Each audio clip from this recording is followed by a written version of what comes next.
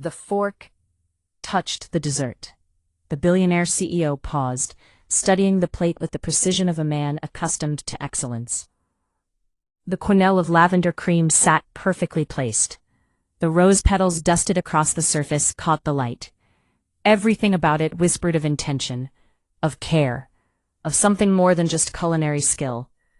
He tasted it. For a moment, nothing happened. His expression remained controlled, composed, and then something shifted. His eyes closed. His jaw tightened. When they opened again, there was hunger in them, not for food, but for answers. He summoned the server immediately. Who made this? The server hesitated, unsure. A dishwasher had plated it. That was all they knew. The owner's expression darkened, but he didn't let it go. Minutes later she appeared from the kitchen, her hands still wet, her apron stained with the work of invisible labor. She was young, thin in a way that spoke of survival rather than choice. Her hair was pulled back simply. Her eyes were hollow, the kind of hollow that comes from carrying weight too heavy for one person alone. When he saw her, something in him seized. "You made this?" His voice was sharp, almost accusatory. She nodded, barely audible. His face twisted, not with anger, though it looked like anger, but with shock, with disbelief, with something desperate and hungry that had no name. Why? Why? He demanded, How? each word clipped How and could precise. you make a meal like How? this? How did you?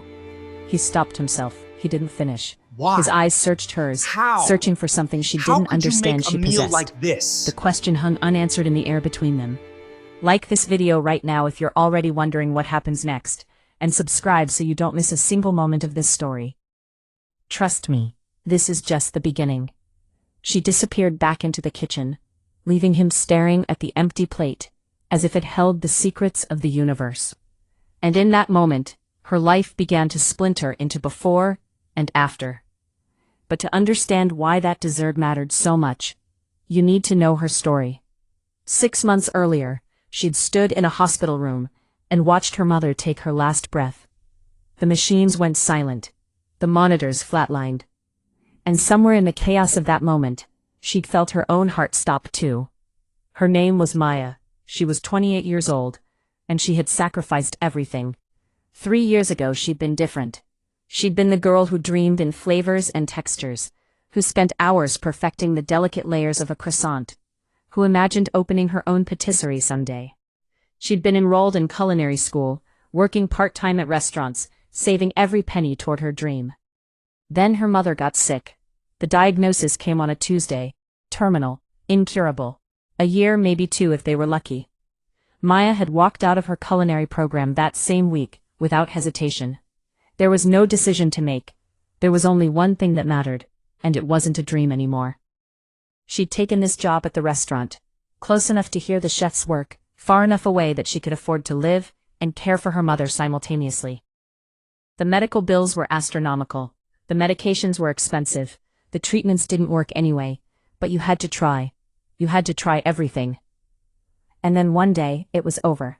The funeral was small. She'd sat in a church pew, numb, wondering if numbness was a mercy or a curse. The medical debt was crushing, tens of thousands of dollars that she would spend the next decade paying off. Her savings were gone. The girl who dreamed of opening a patisserie was gone. Now, she was just Maya, the dishwasher. Invisible, replaceable, empty. 6 months after her mother's death, she was still moving through the kitchen like a ghost, her hands doing work her mind had abandoned long ago. She didn't feel the scalding water anymore.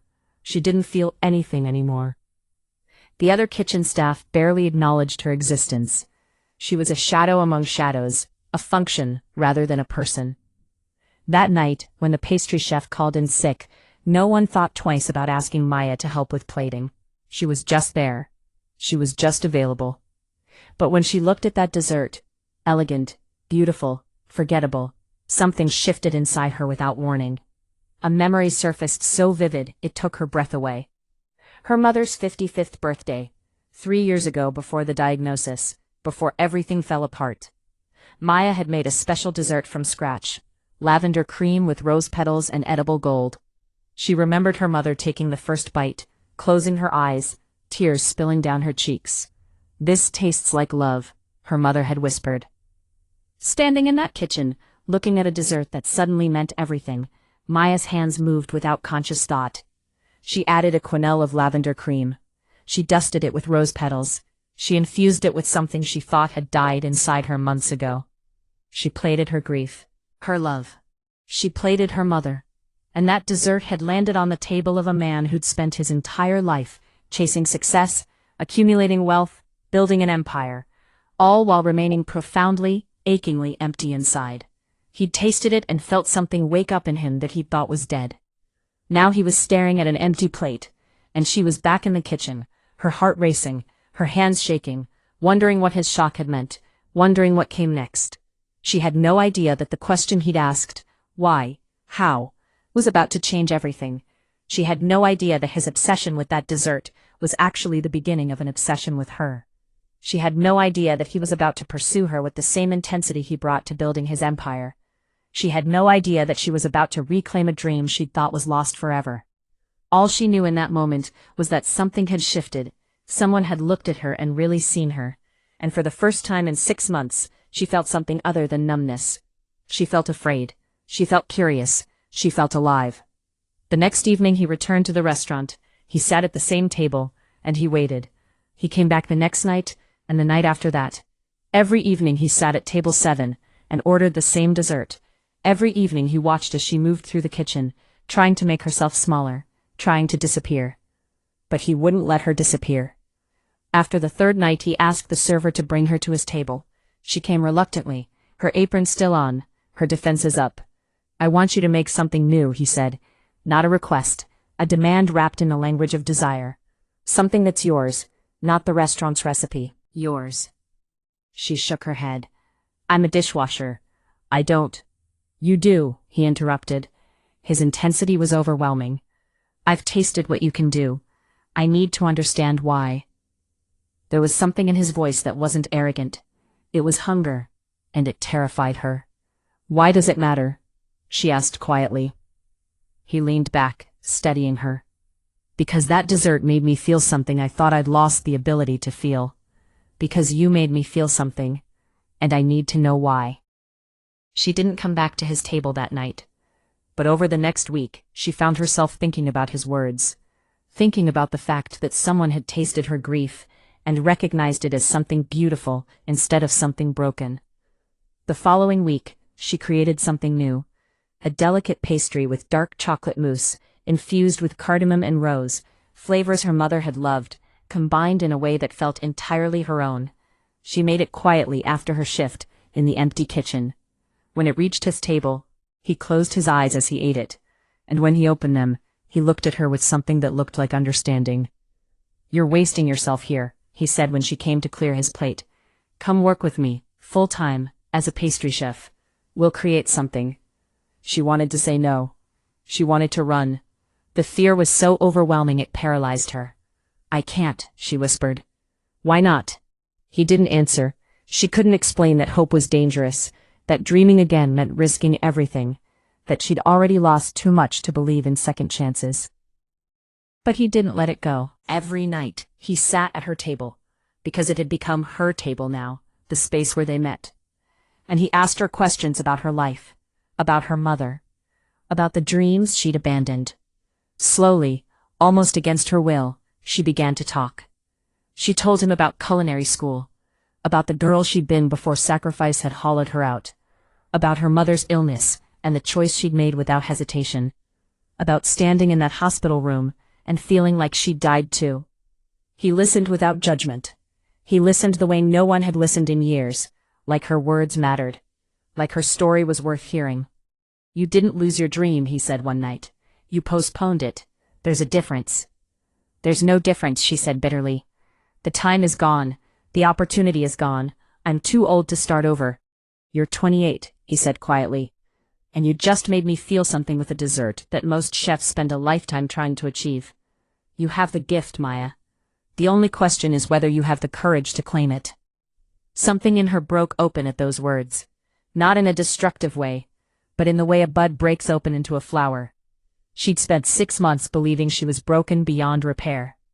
But he was looking at her like she was still whole, like she was still capable of creating something beautiful. "What do you want from me?" she asked, her voice trembling. "I want to help you open your own patisserie," he said simply. "I want to fund it, I want to support it, but I want you to run it. I want you to be the vision behind it." She stared at him. "Why would you do that?" He was quiet for a moment. Then he said, "Because watching you come alive again made me realize I've been dead inside. Because you didn't just create an extraordinary dessert. You created a reason for me to feel again.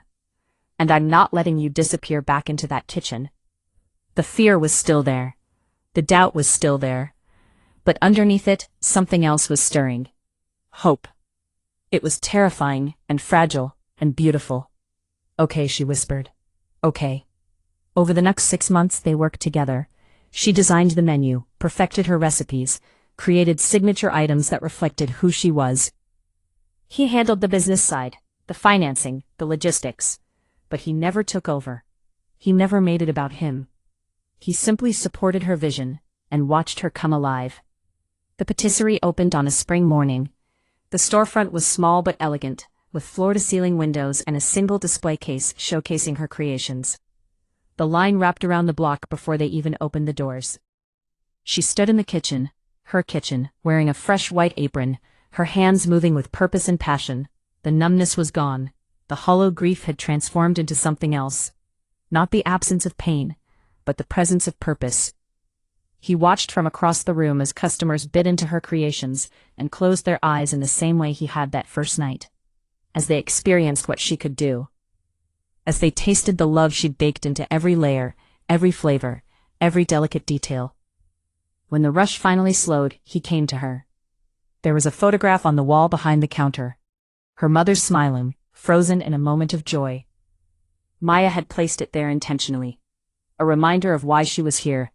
A testament to the sacrifice that had led to this rebirth. He took her hand. It was flour-dusted and warm from the ovens. Real, present, alive. "She would have been so proud of you," he said.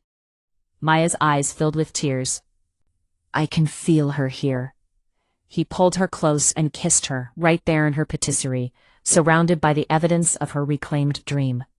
It wasn't a rescue. It wasn't a fairy tale. It was something deeper. It was two broken people finding wholeness together. It was the collision of his emptiness with her resilience, creating something neither of them could have built alone. She'd started as a dishwasher. She'd ended as a creator. And along the way, she'd discovered that sometimes the most powerful obsession isn't about possession. It's about witnessing someone's potential and refusing to let them forget it. The patisserie thrived. Her name became known in the city for the emotional resonance of her work. And every single day, she walked past her mother's photograph and remembered that the sacrifice hadn't been in vain. It had simply been the beginning. If this story moved you, if you felt the weight of her journey and the beauty of her reclamation, hit that subscribe button right now.